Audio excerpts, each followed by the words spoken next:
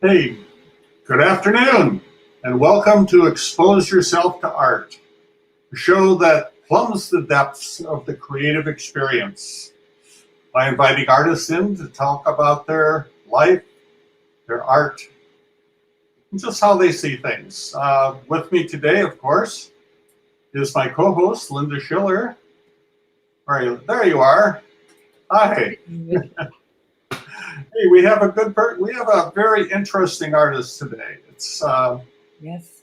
Aaron Vickery, known as Fasm. He calls himself a muralist, but this painting on walls has maybe its roots in graffiti. We may have some interesting discussions today, so I'm looking forward to it. Yeah. So, what's on your mind today? Well, I thought I'd start out with a question. If you could go back, you traveled before, Yeah. where would you go, David? Oh, you're asking me. Oh, wow. Where would I go if I could go back to places I've been? Is that it? Mm-hmm. Yeah, okay. There was a little glitch in the sound here. Wow. That's a hard question because I'm sure you know, as you travel, my favorite place is always the last one I've been. So, but I guess I would have to say the place that impressed me the most and the one to which I would always go back is Antarctica. It's there are no people there. There's no pollution. It's serene. It's quiet. There's a purity to it, and it's not just white. There are many shades of ice. The animals, the penguins. There's just so many things there. It was just an amazing experience, and it's the one place that I would always go back to. Yeah. So, what about you? You've traveled a lot. Yeah. I'd go back To where? to Indonesia. Indonesia. Okay. Yes. I was there in 79, and I just loved it. The culture is so rich and fascinating. I remember the marketplaces with the mangosteen and rambutan and other wonderful fruits, the batiks, which are exquisite, and the gamelan, the musical instruments that are on the ground, bell-shaped metal, and the shadow puppets. Oh, I'd go back in a second. Wow. Well, yeah, travel changes us. It broadens us, brings a lot. Kind of just like our talking to artists. So let's get to Aaron here today. Let me give you some formal things to bring in Aaron. Aaron is known as Fasm. Fasm is a full-time muralist from Modesto, a Modesto native. Fasm has painted murals all over the world. As a co-founder of Gospel Graffiti Crew, Fasm collaborates with fellow artists to create thought-provoking designs as well as an opportunity for fellowship and networking. His experience includes commissions at Facebook, Billy Graham, and LCMS Gathering. I don't know what those stand for. Perhaps you can tell us. And you can see his work all over Modesto. Though his favorite thing to paint is tigers, he is also known for executing inspiring murals for schools and churches. In 2014, he organized the first annual Fasm Creative Battle, which brings together mural artists from all over the world to compete while turning blank walls into beautiful art pieces. In 2019, Fasm partnered with Downtown Modesto Partnership to host the first Domo Walls International Mural Festival. In 2019, Fasm was also commissioned by local media company Takapa Media to paint the side of their building on Downey Avenue, a 40 by 15-foot mural featuring a chimpanzee with aviator sunglasses. Check it out. To check him out, follow him on Instagram at Fasm Creative. So, welcome, Aaron. Come on in. There you are. Hey guys, Hey, how's it going? good. Let's put you in the driver's seat here. There you go. Welcome. Wow. That's an impressive resume for a young guy like you. How old are you? Oh, so I just turned 44. 44. Yeah, Wow. it's right here in the beard. Ah, I guess I'm so old you look like you're 20. Anyway. Yeah, that's the secret. You surround yourself with people who are 20 years older and you always feel young. Yeah. Yeah. Oh, geez. Well, let's get to it here. Linda? Sure. Let's start with your background. Where did you grow up? And tell us about it, please. So yeah, I grew up right here in Modesto. I've never really moved out. I was born in Doctor's Hospital. Yeah, and I've stayed here my entire life. But blessed to be able to travel a little bit. Yeah. Where did you go to school? For high school, I went to Bayer and then Johansson and then Modesto Christian. So I went to Bayer for 2 years and then they built Johansson and then I was in the district, so I had to move over there. And then I ended up doing my last semester at Modesto Christian. Uh-huh. What are some artistic influences?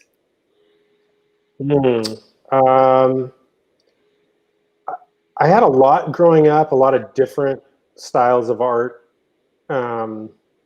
leading up to high school. And then obviously in high school, graffiti was a huge influence. I started tagging illegally as a freshman in high school. But really, I remember at Bayer, there was some sort of field trip or something where we all were bussed over to San Francisco, and seeing the graffiti on the walls there.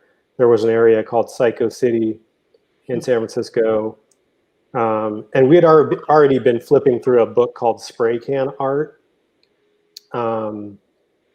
which was really kind of subway art and spray can art back then.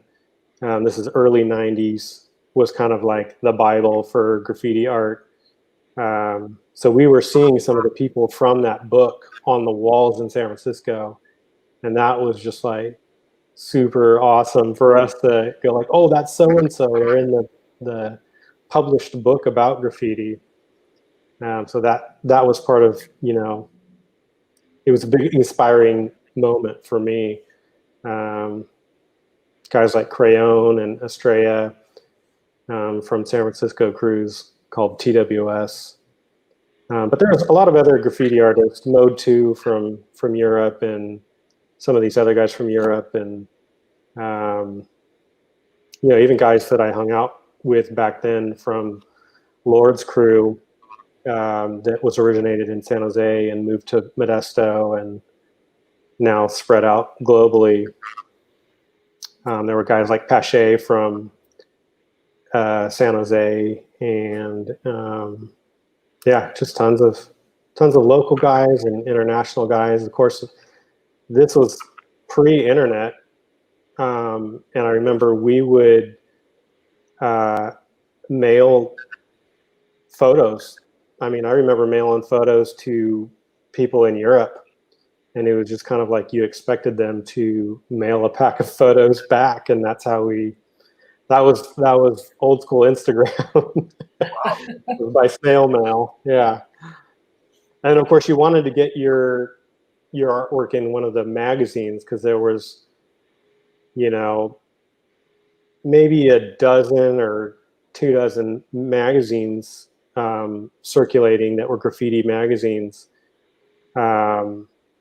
that I think you could only buy at like Tower Records. I remember traveling to, I think Fresno had a Tower Records, and then buying the graffiti magazines. And again, it's just so different, such a different world now with Instagram in your hand and Facebook and all the internet stuff. Did your parents know you were doing this? They didn't for a while. They found out. I did get arrested at one point.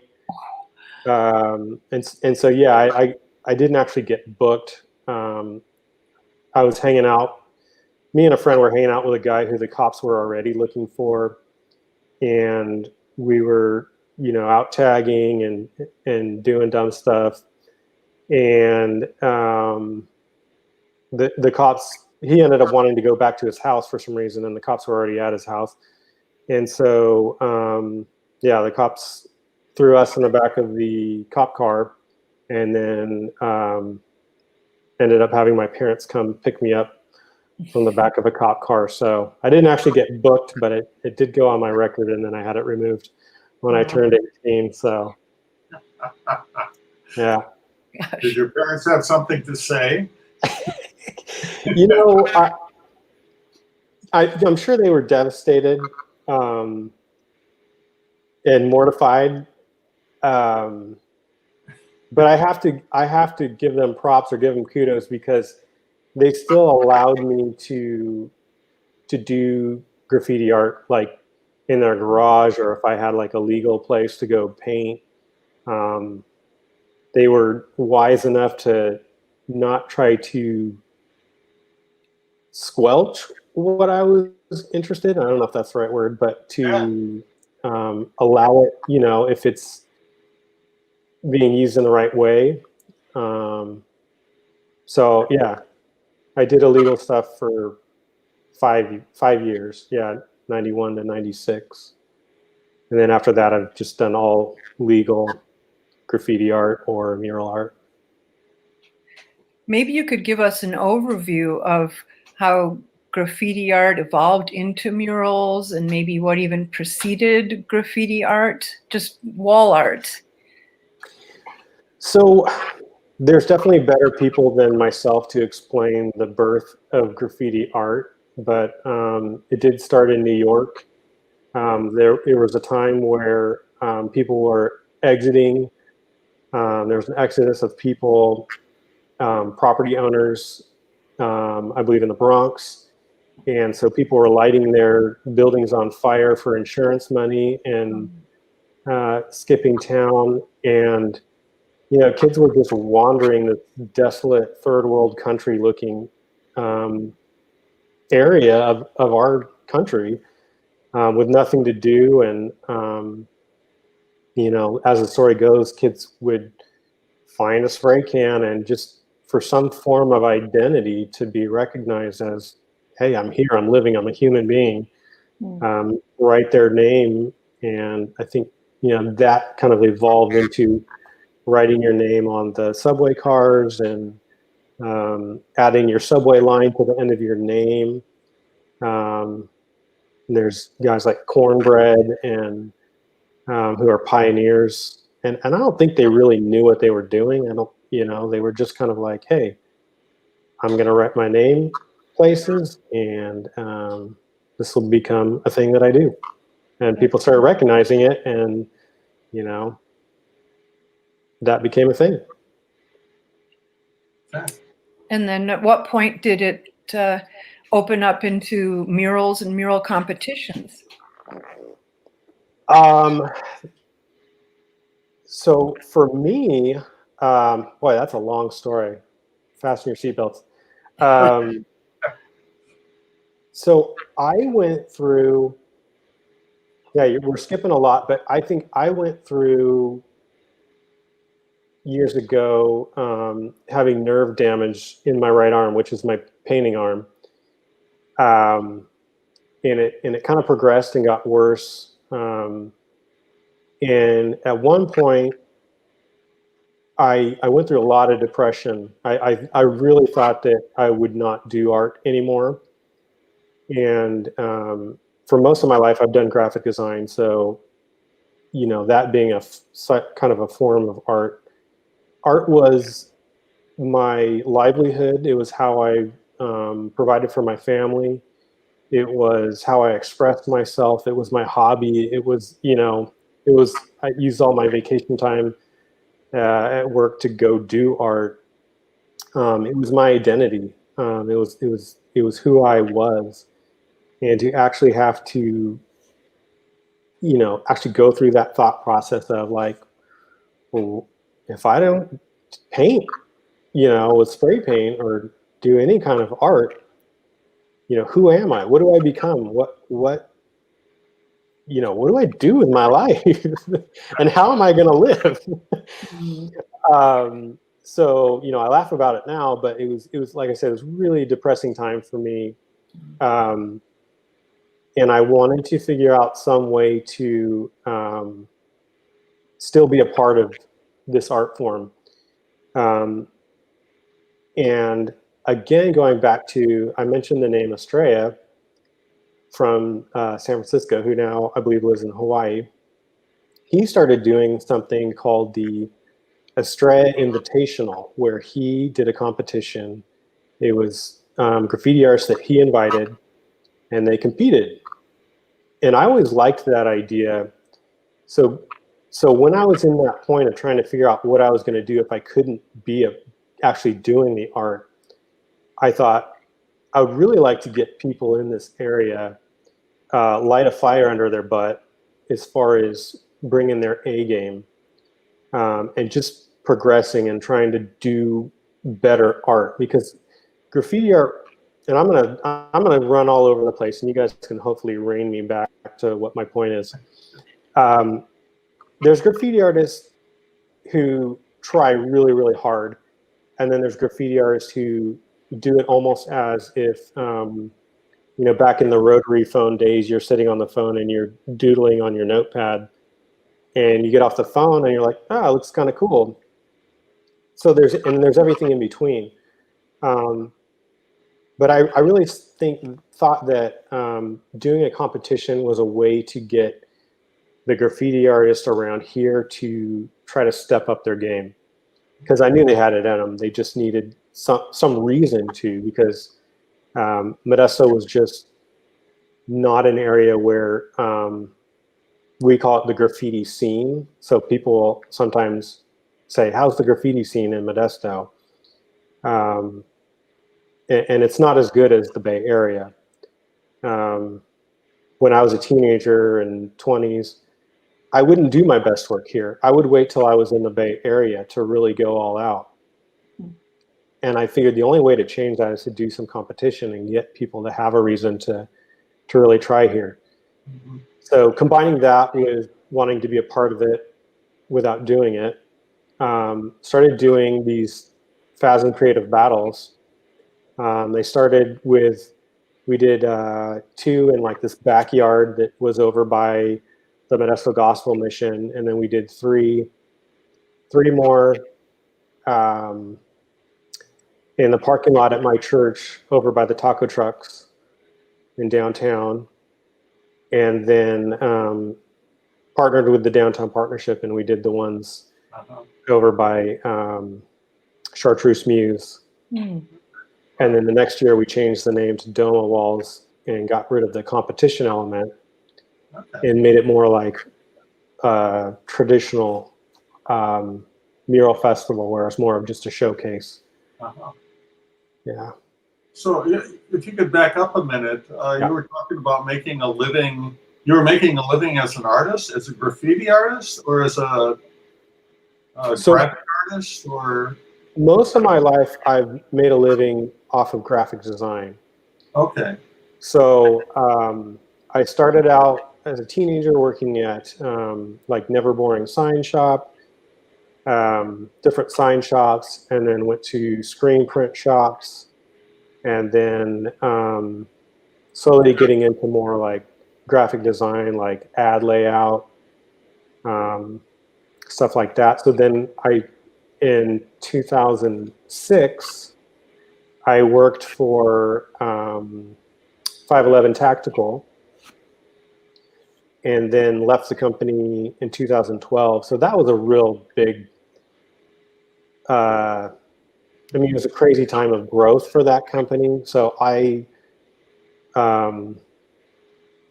learned a lot because I wore a lot of different hats, doing grunt work on a photo shoot, to laying out all the point of sale pieces, to doing my own video shoots for products, to, I mean, you name it. By the end of leaving there, I was doing retail environment design, where I'd fly out to stores, do a 3D model, measure the whole store, and then do a 3D model of it and put in three-dimensional, Wow. pieces, and then going back with a team and building it out, what I designed, which was really cool. It was a lot of fun. And then after that, I did freelance work for Gallo in their creative department. And yeah, I did that for a while. And then for the last almost 3 years, I've done murals full time, and that's kind of where I always wanted to go. Okay. Yeah. So did you have any formal artistic training? Sort of. Yeah. I mean, I took art in high school every year, and then I did take some art at MJC. Saros was instrumental in teaching, kind of stripped me down from what I thought I knew about drawing, and showed me how to frame things out, and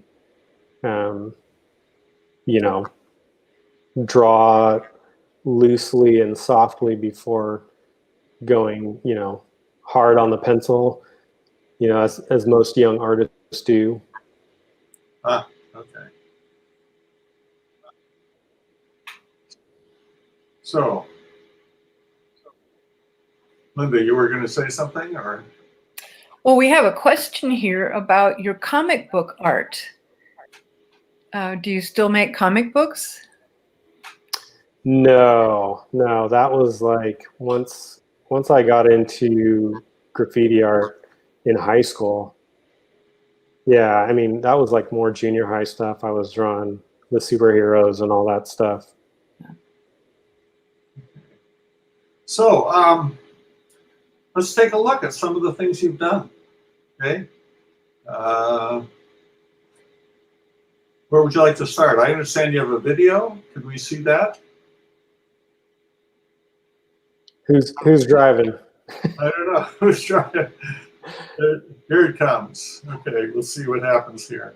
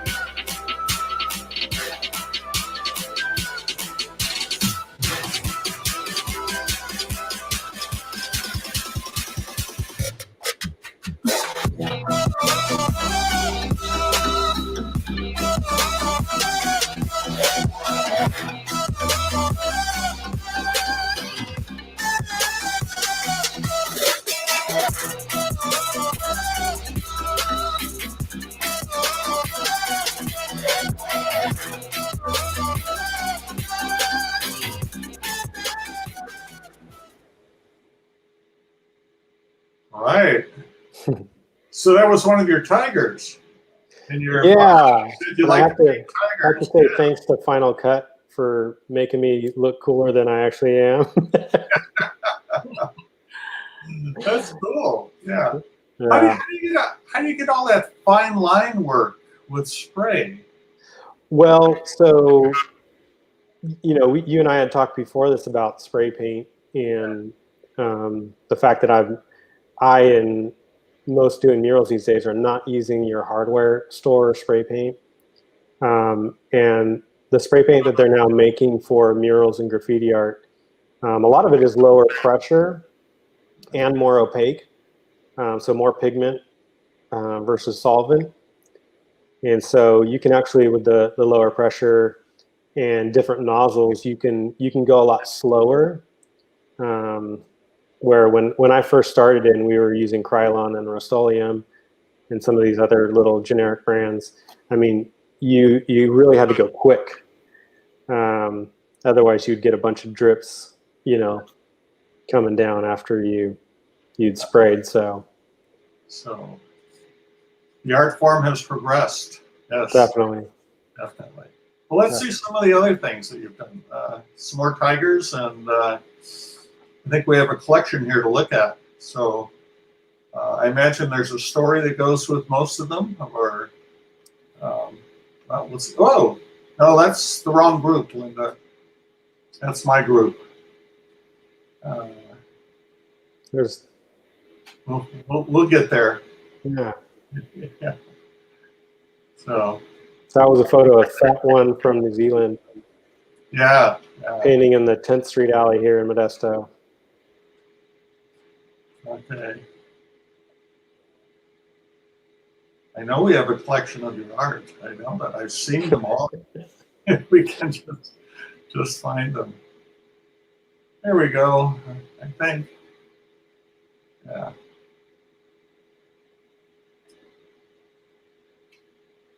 Technical difficulties. I think that's what they call it. There we go. There we go. Let's get you down here where you can. There you are. So that photo in the background, I think there's another shot of it in the collection. That was one I did this year in Livermore at a mural festival there. What is the? Is that a competition or just? No, just a showcase. Okay. Yeah, most mural festivals are not a competition. Oh, okay.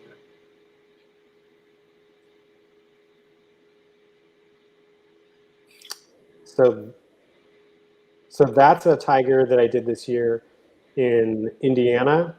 Uh-huh. At a mural festival there.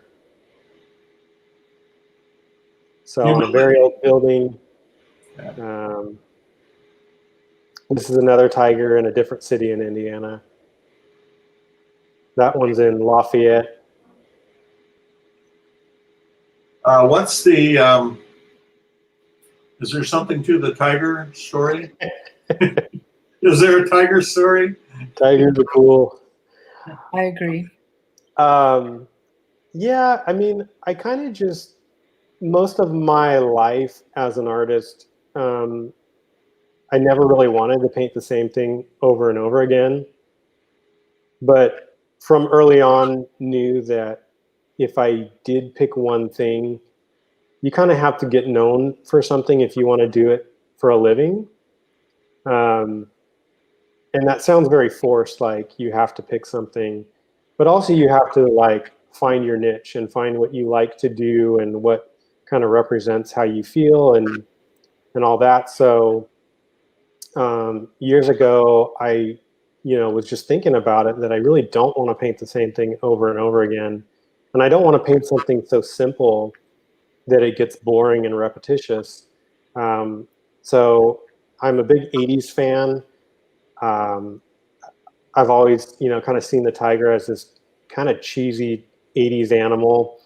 And that it was a challenge to do all the stripes. It lended really well to spray paint because of the way to do the line work and give it kind of a soft fur type feel to it. And then I didn't want to get bored doing the same tiger. So I just was like, I'm going to do 80s colors tigers and just always switch up the colors. And so I did that for a while. And of course, I then started doing macaws because I was getting bored of the tigers. And then I've kind of switched back and forth to different animals. And, sometimes I get a request for a mural that is, maybe there's a local animal that's really cool. And I'll try to do that animal or just, venture out. Go back to the previous one, the tiger there. Where is that? Where is that one?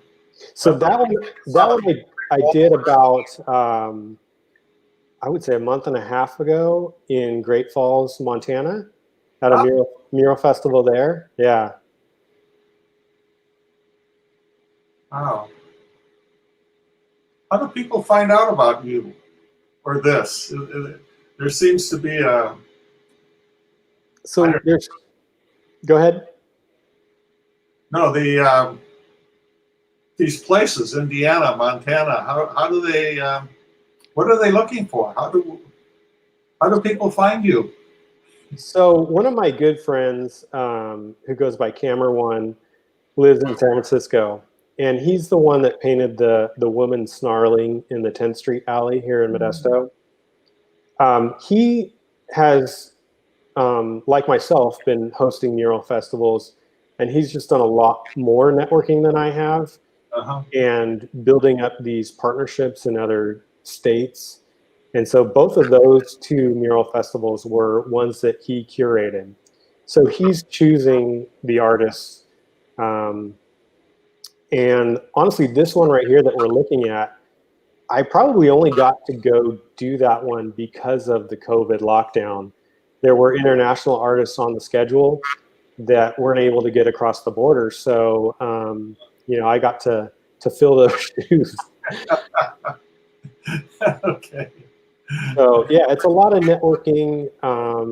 But truly, I mean, like Cameron One has been such a good friend for a long time, and he's a better networker than I am. And I'm not terrible. I'm terrible at sales, but um, I like networking. But he is just such a people person, and without even trying, like people, everybody that meets Cameron loves him, and he's just really good at explaining Uh-huh. Okay. what the end goal is with these mural festivals. Yeah. Let's see. What else? You said you went on to another animal. What's the next one here? I think it was a turtle or something. Yeah. So that's on a 4x5 canvas, which is kind of my sweet spot as far as size. It's the largest canvas that Michael sells. Okay. And it just barely fits in my trailer that I just bought. So I do a lot of 4x5s, and with spray paint, it's 4x4s, the smallest that I really like to go, because I can't get enough detail in there with spray paint, even with the smaller nozzles and the lower pressure spray paint. So you do actual paintings on canvas like this, or boards? Yeah. Yeah. Yeah, that's an actual canvas right there. Okay. So here's a good example of graffiti art. Mhm. Again, like what I had said before, graffiti in its origin was about letters. It was about writing, and to this day, if you run into a graffiti artist, we call ourselves writers. So if you want to impress a graffiti artist, ask him what he writes. Ah, They'll think you know the lingo. okay. Well, no, that's good to know. Yeah. And so this is I do a lot of mural art. So I consider myself a mural artist, but I still consider myself a graffiti artist as well, because this stuff, this is all stuff that I did last year, 4 different graffiti pieces. We call them pieces. And these all say Fasm. And, that's very traditional of a graffiti artist to do your own name. And this is also a good example of me not wanting to stick to one style. A lot of graffiti artists, if you look at the top one on here, I think there's a lot of graffiti artists out there where they wouldn't vary this much in style. Uh-huh. Okay. Wow. Is this on canvas too, or a board? No, so this is 4 different photos of walls. Oh. Actually, okay, so the top one and the third one are on the graffiti alley wall that I run off of Stoddard and McHenry, Uh-huh. kind of over behind Crescent Supply. And then the second one and the last one are in the back of Church Key. Now, all of these have been painted over, except for the chrome one, the second one, which is another thing in graffiti art, is you paint letters, you paint your name, and with the understanding that it probably won't last long. Somebody will paint over it soon. Oh, wow. So these were around Modesto. Yeah. The Yeah. chrome one is still up in the back of Church Key. Oh, And that one's kind of a cool one to explain, because if you look at it, what I did, I gotta wave, my light keeps turning off. What I did was I took toothpaste. So I grabbed a tube of toothpaste and wrote my name with toothpaste, and then took silver chrome spray paint, spray painted over the toothpaste, took a photo of that, and then used that as my reference to paint that. wow. There's an inspiration. Most of us talk about having a muse. You have a tube of toothpaste. Yeah, okay. Yeah. Let's go on. What's next? Tigers again. Another tiger. That's This a is canvas. This is again a painting. Yeah, a 4x5, and that was up in Church Key Restaurant. And most of the paintings, well, all of the paintings in Church Key are mine, and they're for sale. This one actually sold from Church Key. Ah. What we have here, A chameleon. chameleon. Yeah, that was a commissioned canvas. Okay. Where is this one? It's another canvas. No, that was actually on the side of Chartreuse Muse. Oh, I remember. And that was right before we did the mural festival. I figured we'd do something fun out there to get people's interest kind of peaked. Uh-huh. I remember that. Yeah, and then that was painted over by one of the other artists. Yeah, yeah. Okay. Oh, there you are. This is, where's this? So that is in the Sledgehammer game studio over in the Bay Area. They're the ones that make Call of Duty. And again, my friend Cameron from San Francisco had gotten a job to do a bunch of crazy graffiti, cool stuff in their building where they actually work. And he brought me and a bunch of other guys along just to get a good collage of different styles going. They gave me the hat that I'm wearing there, and you'll notice I'm wearing some 511 gear from when I worked there. I made a spray paint vest out of the SWAT team vest, and attaching the water bottle, things that attach to it, and cutting the tops off of them. So the vest is really goofy looking, but it really comes in handy if I'm ever up on a ladder, which I don't do a lot of anymore. I'm usually on a scissor lift or a boom lift, but even then sometimes it's handy to have like the 6 colors that I'm working with like right on my person, and I can just swap them out without bending over a million times. Okay. To interrupt this flow, someone just posted a question. How did you choose the name Fasm? Yeah, I saw the question come through. Originally, back in the early 90s, doing illegal tagging, most of us wanted really short names. So it was quicker to get your name up and get out of there. But I remember trying to find a word that I liked or a name that I liked, and I liked the word phantasm, but it was obviously way too long, so I just shortened it to Fasm. Okay. So back to the picture. Here we go. I go. This a wall? Yeah.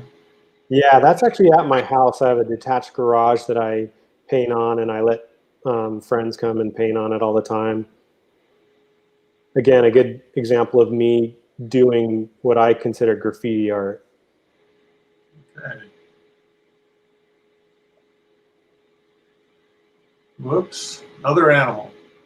Yeah, there's a bighorn sheep. That was a canvas I did for my brother earlier this year over in Georgia, in Roswell, Georgia. And this? That's at a pizza place in San Francisco called All Good Pizza. And it was part of a larger mural that had a bunch of different hands holding fruit. Yeah, it was a cool one. Yeah. It was on these 4x8 metal panels, and I believe there was 3 or 4 of the panels mounted to a chain link fence that surrounded. It was an outdoor pizza joint. It was really cool. They had like picnic tables and stuff. And I think it was like 2 years later, after doing this mural, they sent me a photo, and a car had jumped the curb and smashed right through the mural, dead center. I mean, you couldn't have placed it more perfect, and it went right through the thing. It was amazing. Yeah. Wow. Okay, next. What do we have next? Oh, there we go. This is what you talked about in your bio here. This is one of your latest in Modesto, right? Yeah, this was last year. This is a good example of where I'm trying to get with my art. And, you know, growing up in Modesto, I think a lot of people have a limited understanding of art and design. Uh-huh. You know, when you hire a plumber to come in or an electrician, you usually don't tell them kind of how to do their job. I mean, you might say like, hey, I want 3 outlets in this room and 2 outlets in this room. But you leave the rest to them. Especially with graphic design, doing graphic design for most of my life, I would constantly run into people kind of micromanaging, and it took me a long time to realize that I kind of had more, I needed to stand my ground more on certain decisions, and that I had more experience than they did. And even though they liked orange, their brand didn't represent orange, and that they needed to use green, and I could actually tell them that, you know, without hurting their feelings. as long as I could explain it well, which was another challenge for me as, you know, a visual communicator. I had to learn how to verbally communicate my knowledge so that they could understand it and trust me. Okay. But this was a really cool project where the business owner had just bought this building and approached me and said, hey, I've been following your work. I really like your work. I want you to paint a mural on this new building that I just bought. What would you imagine on the building? And so I said, well, let me think about that, and we'll meet in a week. You know, I asked for his branding materials. I wanted to know what his brand was about, what its personality was. It was very 70s. It had a sense of humor. And, you know, I just envisioned this, you know, almost out of a 70s sitcom, this chimpanzee with aviator glasses on a Hawaiian shirt, over the top of this, you know, 70s pattern that they use in their branding. And you know, like the magic of the mural is, you know, you can't go by that mural without smiling. I mean, it's just so silly, and so different, you know, than anything in Modesto. Again, Yeah, thank you for that. you're welcome. You're welcome. Yeah, I think that's kind of one of my struggles in Modesto and any smaller town, or a lot of the smaller towns, is we take ourselves so seriously.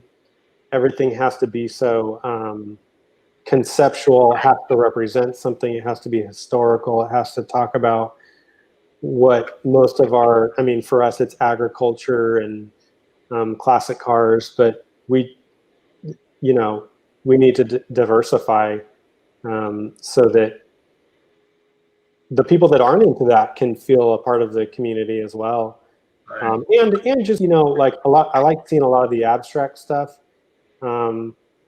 because I think that really represents future and what is the future, and what can we become. Uh-huh. Well, that's a great, yeah.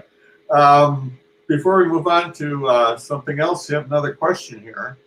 Can you read it? Barbara wants to know if you teach. So I don't teach. I would like to, but no, I don't. I haven't really done any classes. Every now and then I will kind of take somebody one-on-one and either have them help me with a project or help them with a project or something like that. But nothing like a classroom type setting or anything like that. Right. I definitely think about it often though. Okay. Well, since we've ended here, there's some more art downtown related to your Fasm creative battle. She's switching. There we go. So you've made an impact on our town. You really have. I mean, this is maybe for you it's a start, but it's an impressive. So you've already told us a little bit about it. Go ahead. More of the story. All right. So this was fun because this was the first one that had a budget. We had a good location as far as the public could drive up to it and watch it. It was partnered with the Downtown Partnership, and a key part of that was the first Friday night market. Brought in a huge crowd, and so those people were kind of like right there and got to see all of it happen. Because there was a budget, I was able to bring in 7 people that I had networked with from all over the world. And the question that I got over and over was, well, what are they going to paint? And what are they allowed to paint? And what's the theme? And, I'd proudly say there's no theme. I don't know what they're going to paint, and they can paint whatever they want. That's another thing that I really wish I could explain well to people. I mean, imagine if we brought people into the Gallo Arts Center and said, you're a really talented musician. We want to pay you to come to the Gallo Arts Center, but we need you to only sing songs about Modesto. I mean, it's just ridiculous. Yeah, these people, you mentioned one fellow already, New Zealand. You brought them in from all over. The fellow from South America in there? Yeah. So that wall has Royal Dog is from the far left is Korea. We've got San Francisco, 2 from New Zealand, Sacramento, Texas, and then Guatemala. Wow. And then again, that last year was the festival after this, and we brought 7 other international mural artists in for that one as well. I'm impressed that you found backing for this. It's really impressive. Yeah, so here's straightforward of your first year. You said the fellow on the left is from Korea? Yeah, and he has since then moved to LA, and he is just blowing up as far as popularity. Wow, I mean, I'm so impressed with the ability to paint beautiful images at that size. I've said that before. And Yeah. who's the crazy lady?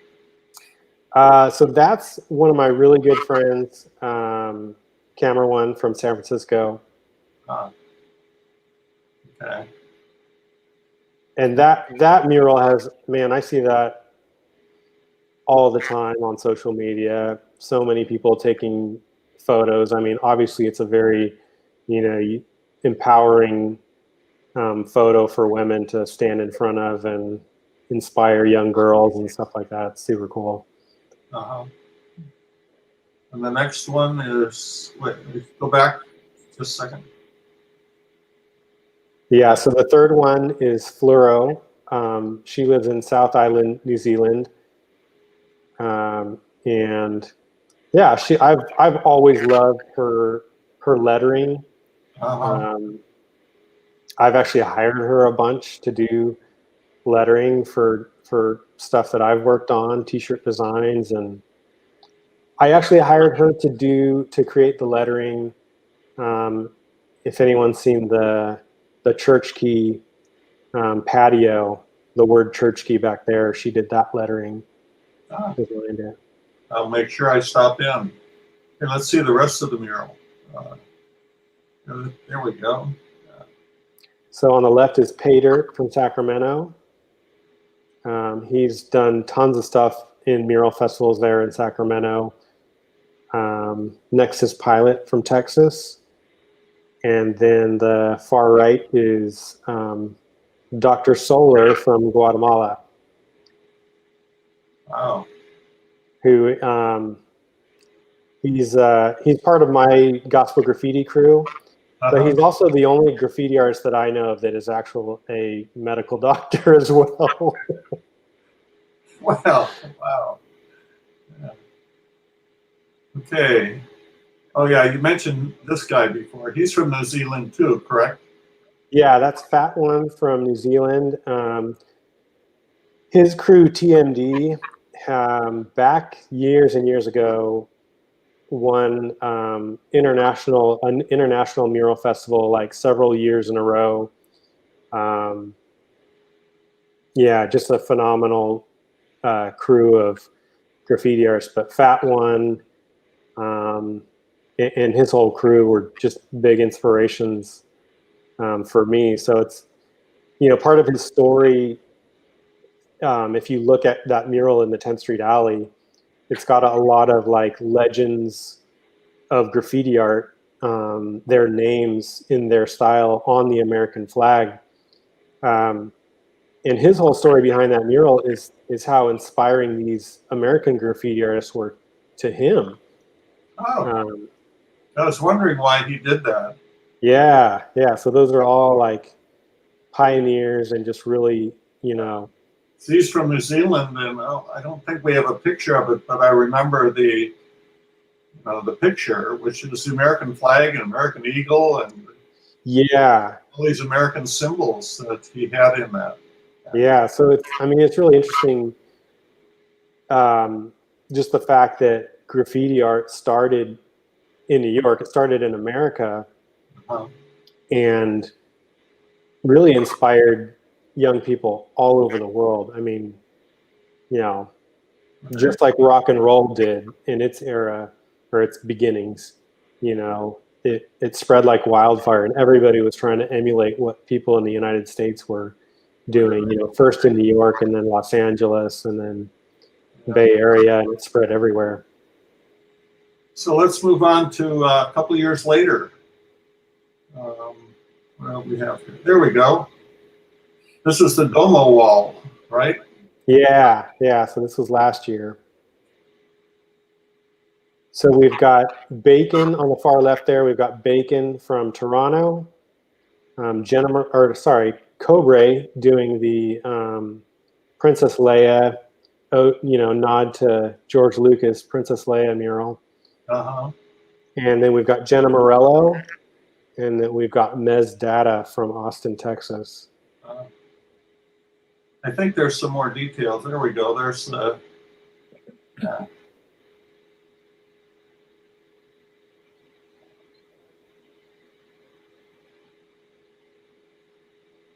Right.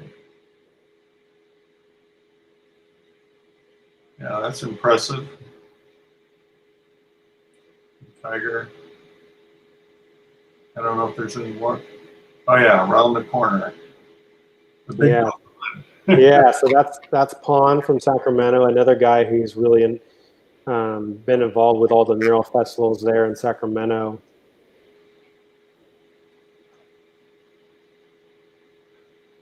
So another question came in. How can these projects help to revitalize the community? Wow.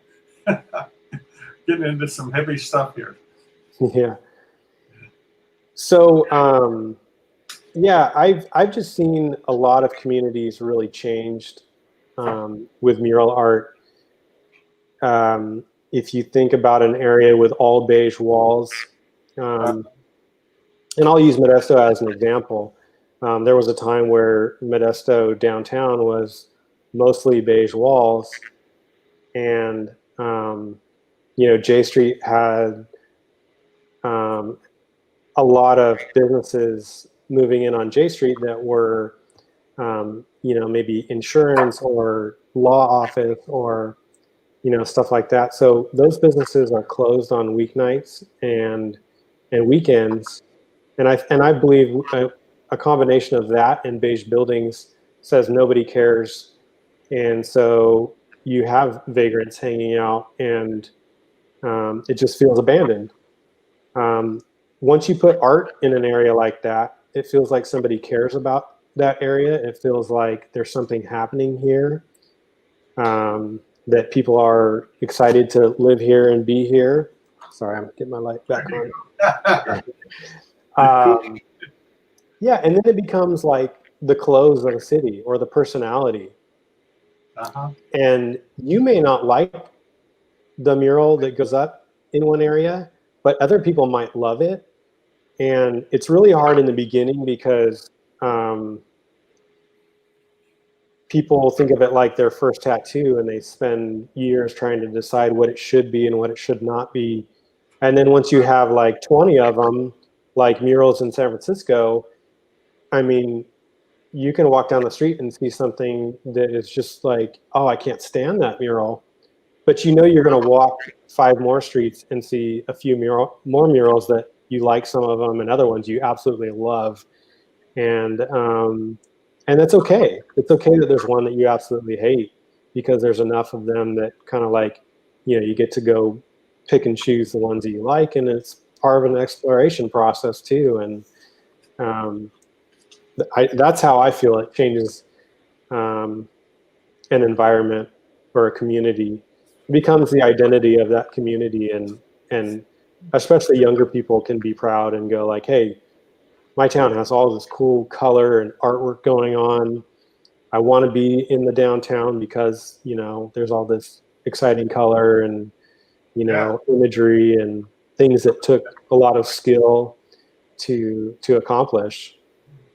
I'm still tripping out on the fact that you said it's kind of like the tattoos of the community. Yeah. Wow. That's there it is. Anyway, we're getting close to the end, and we like to end this on a light, fun, silly note. So, Linda, tell them what's going to happen to them. We're going to ask 10 questions, just quick answers. Okay? Okay. What sound do you like best? The sound of spray paint coming out of a can. Okay, the other end. What song do you like the least? Oh man! See, now you've stumped me already. I knew this was going to happen. Multiple people talking at the same time. That's a good one. Okay. What's your go-to food? If I'm going out, probably Thai food. Okay. Yeah, red curry or green curry. If you weren't a muralist, what would you be instead? Ooh, in my dreams, probably a carpenter. I like a furniture maker or something like that. I like dabbling with that. I just don't do it enough. Okay. If you could go anywhere in the world just like that, where would you go right now? Probably New Zealand. Okay. Yeah, I like New Zealand. What else do we have here? Fame, love, or money? Love. Okay. I'm still waiting for an artist to say something other than that. Yeah. Finish this sentence. I frequently dream about. Ooh, you want the honest answer? Oh, that would be embarrassing. I dream about clients who just want to let me have free creative control. Good answer. This is a family show, right? Yes, it's a family show. Well done. Assuming we have a soul, what color is yours? Oh, probably green. Green's my favorite color. Okay. What gives you hope? Oh man, the gospel. Yeah, the Bible, Jesus. Well, following that up, what's it going to say on your tombstone? Oh, I wish I had something really witty to say right now. That would be odd. Here lies a guy who liked painting tigers. All right. Well, Aaron, it has been a real treat to have you on this show with us. Enjoyed every minute of it. It's been a treat for me too. Got to find a new approach to art that's really, really different. So thanks for being here, and we'll see you around the streets. I hope to. That's your next Thanks for project. having me. Okay. Thank you. Thank you so much for being here. Okay.